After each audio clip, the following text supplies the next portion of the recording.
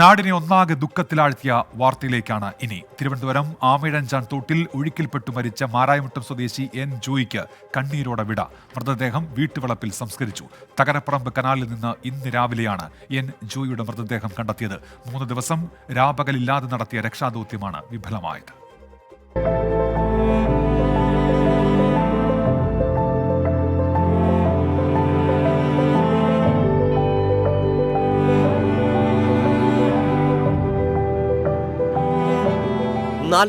മണിക്കൂർ നാടൊന്നാകെ പ്രാർത്ഥിച്ചിട്ടും ശുഭവാർത്തയൊന്നും ഉണ്ടായില്ല. ആമയിഴഞ്ചാൻ തോട്ടിലെ മാലിന്യമലയിൽ നിന്ന് തന്നെ എൻ ജോയിയുടെ മൃതദേഹം കണ്ടെത്തി.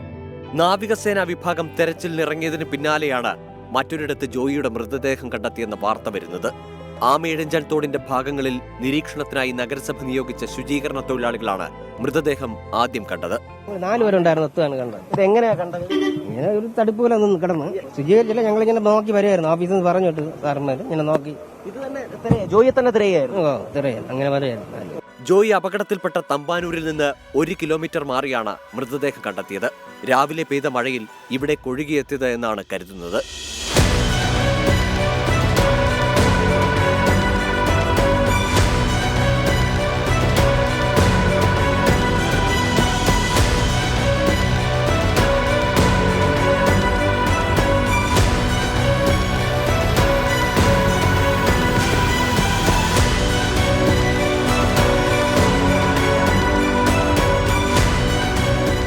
സമാനതകളില്ലാത്ത രക്ഷാദൗത്യമാണ് ആമയിഴഞ്ചാൻ തോട്ടിൽ നടന്നത്.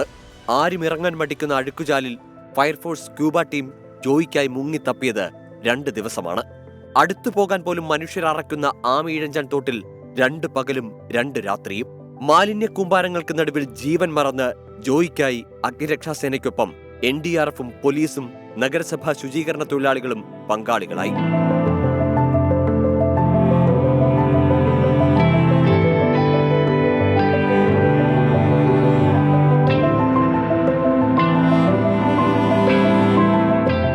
തിരുവനന്തപുരത്തു നിന്നും കൊല്ലത്തു നിന്നുമെത്തിയ സ്ക്യൂബ ടീമുകൾ ആഴത്തിലേക്ക് ഇറങ്ങിത്തിരഞ്ഞു.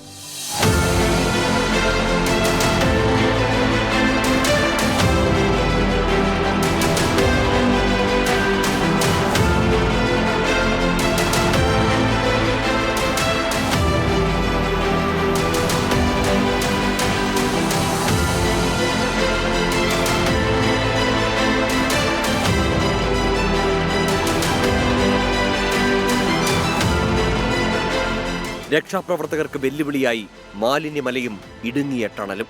ഞങ്ങൾക്ക് ഈ ഒരു ലക്ഷ്യത്തിനെത്താൻ വേണ്ടിയിട്ട് ഈ ഒരു ചെറിയ തടസ്സങ്ങളൊന്നുമല്ല. അപ്പോൾ അതിനു വേണ്ടിയിട്ട് ഞങ്ങൾ വർക്ക് ചെയ്യുമായിരുന്നു. ഇത് നിറയെ വേസ്റ്റാണ്. ആ വേസ്റ്റിന് ഇടയിലൂടെ വേണം മുകളിലും താഴെയും വേസ്റ്റുള്ള ഒരിടത്തൂടെ നമ്മൾ സഞ്ചരിക്കേണ്ടി വരിക എന്നൊരവസ്ഥ ഡൈവേഴ്സിനെ സംബന്ധിച്ച് ഏറ്റവും വലിയ പ്രശ്നമാണത്. താഴെ നിന്ന് കുറച്ച് അകലം വരെ മാത്രമേ വെള്ളമുള്ളൂ. ഒരു കേവ് ഡൈവിന്റെ ഫീലാണ്.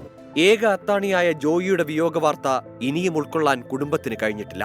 മകൻ തിരിച്ചു വരുമെന്ന് പ്രതീക്ഷിച്ച് ഭക്ഷണം കഴിക്കാതെ ഉറങ്ങാതെ പ്രാർത്ഥനയോടെ കാത്തിരിക്കുകയായിരുന്നു അമ്മ മെൽഹി. വാർത്തകൾ എത്തുമ്പോഴും മകൻ അപകടമൊന്നും പറ്റിയിട്ടുണ്ടാവില്ലെന്നും തിരിച്ചു വരുമെന്നുമായിരുന്നു പ്രതീക്ഷ. പക്ഷേ കാത്തിരിപ്പ് വിഫലമായി.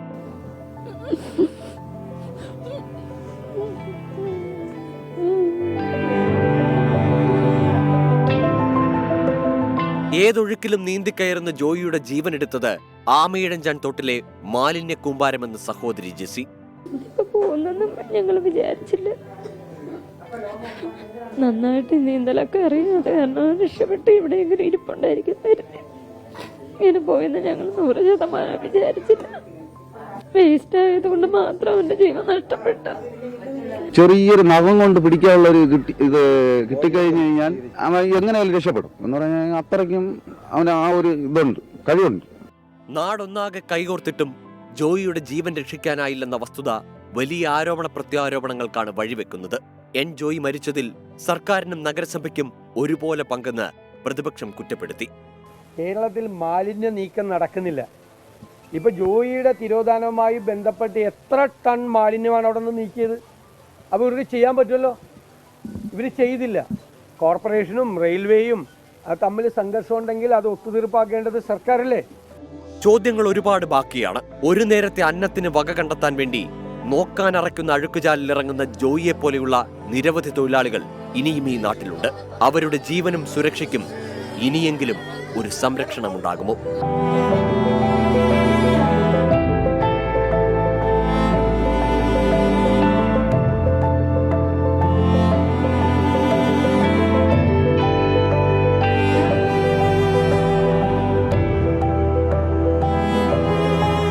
ടീം 24 തിരുവനന്തപുരം.